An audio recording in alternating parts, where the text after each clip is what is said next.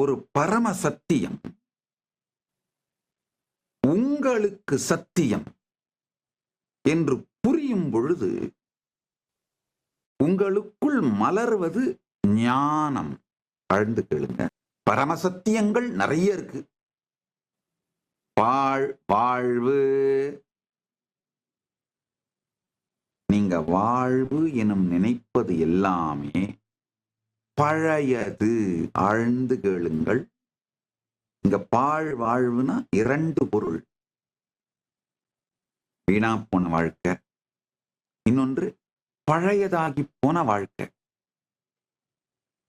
ஏன் பழையதாகி போன வாழ்க்கை? உண்டதே உண்டு, கண்டதே கண்டு,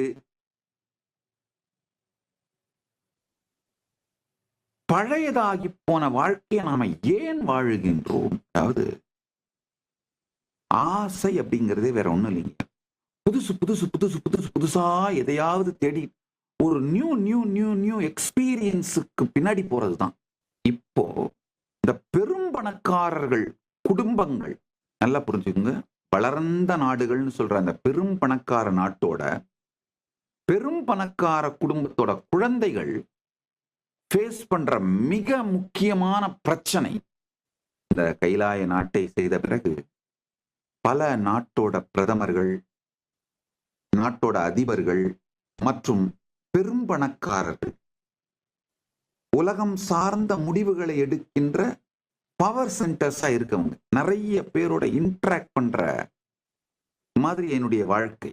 நிறைய இந்த டிப்ளமேட்டிக் மீட்டிங்ஸ்லாம் அட்டென்ட் பண்றதுனால என்னை தனியா அவங்க மீட் பண்ணாலே ஃபர்ஸ்ட் அவங்க ஓப்பன் பண்ணி அவங்களுடைய மிகப்பெரிய பிரச்சனையா சொல்ற விஷயம் என்னன்னா, அவங்க குழந்தைங்க ஒண்ணு டிப்ரெஷன்ல இருக்க குழந்தைங்கன்னு நான் சொல்றது வந்து இந்த டீனேஜ் குழந்தைங்க, அதாவது ஒரு 14 இருந்து 25 இந்த வயசுல இருக்க அவங்களுடைய குழந்தைங்க ஒண்ணு ஹெவி டிப்ரெஷன்ல இருக்காங்க, இல்ல சூசைட் பண்ணிக்கிறாங்க. இதுதான் அவர்களுடைய மிகப்பெரிய பிரச்சனையா இருக்கு. நான் கேட்டேன், இதுக்கு காரணம் சொல்றேன் கேளுங்க. வேற ஒண்ணுமே இல்ல. அந்த குழந்தைகள் 20 வயசு வர்றதுக்குள்ளேயே உலகத்திலே கிடைக்கக்கூடிய சகல விதமான சுகங்களையும் அனுபவித்து விடுகின்றார்கள்.